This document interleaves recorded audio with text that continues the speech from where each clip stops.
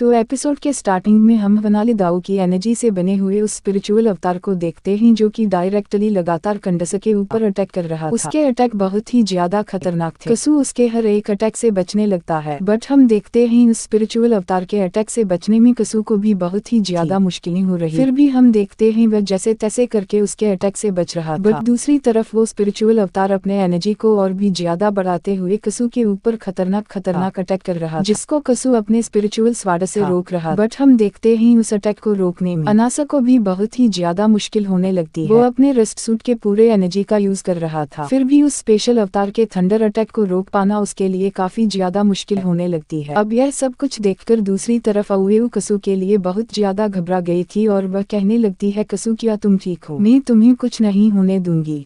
इतना कहते हुए अउएउ एकदम से कसू के आगे आकर उसकी हेल्प कर रही थी, जिसको देखकर कसू कहने लगता है, बेवकूफ आखिरकार तुम यहाँ पे क्या कर रही हो? इस जगह से निकल जाओ। बट हम देखते हैं रुई कहने लगती है, मैं तुम्हारी हेल्प करना चाहती हूँ, मैं तुम्हारी हेल्प करूंगी। इतना कहते हुए वो अपने एनर्जी का यूज करते हुए उस अटैक को रोक रही, जिसे देखकर चस कहने लगता है, तुम यहाँ पर रुक नहीं सकती, अगर तुम मेरी हेल्प करोगी तो तुम भी फंस जाओगी, जल्दी से तुम साइड हो जाओ। बट हम देखते हैं वो कसू की बातें नहीं मानती। वो कहने लगती है, तुमने मेरी बहुत बार हेल्प की है, भला मैं ऐसे तुम्हें छोड़ के इस जगह से कैसे चली जाऊँ? इतना कहते हुए वह भी अपना पूरा जोर लगा रही थी। बट हम दूसरी तरफ उस स्पिरिचुअल अवतार को देखते हैं जो कि अपने वेपन को पकड़ते हुए पूरी तरीके से पावरफुल अटैक करने के लिए तैयार हो गया, जिसे देखकर कजू कहने लगता है, अउएउ इस जगह से चली जाओ। बट हम देखते हैं रू नहीं मानती। दूसरी तरफ वो स्पिरिचुअल अवतार अपने वेपन को कजू की तरफ फेंक देता है, बट हम देखते हैं वो अटैक उसको नहीं लगता, उसके पीछे की तरफ चला गया। बट हम देखते हैं घूम के वह फिर से कसू की तरफ बढ़ने लगता है, जिसे देखकर रूई बहुत ज्यादा घबरा गई थी और वह कहने लगती है, कसू साइड हो जाओ। इतना कहते हुए अउएउ कसू को दूर कर देती है और हम देखते हैं वो कसू की जगह पे आ गई थी, जिसकी वजह से उसके ऊपर वो अटैक लग जाता है। अब यह सब कुछ देखकर कसू तो बहुत ज्यादा टूट गया था। वो अउएउ का नाम लेते हुए चिल्लाता है। दूसरी तरफ अउएउ को वो अटैक लगने की वजह से उसके मुंह से काफी ज्यादा चिल्लाने की आवाज आ रही थी, क्योंकि उसे भी दर्द हो रहा। वहीं पे हम देखते हैं कंडऊ बहुत ज्यादा डरने लगता है और वह एकदम से रूई के पास में आ गया। वो कहने लगता है, अउएउ क्या तुम ठीक? बट वो नोटिस करता है कि अउएउ को तो कुछ भी नहीं हुआ, मतलब कि उसे कुछ भी नहीं हुआ, वो एकदम ठीक है,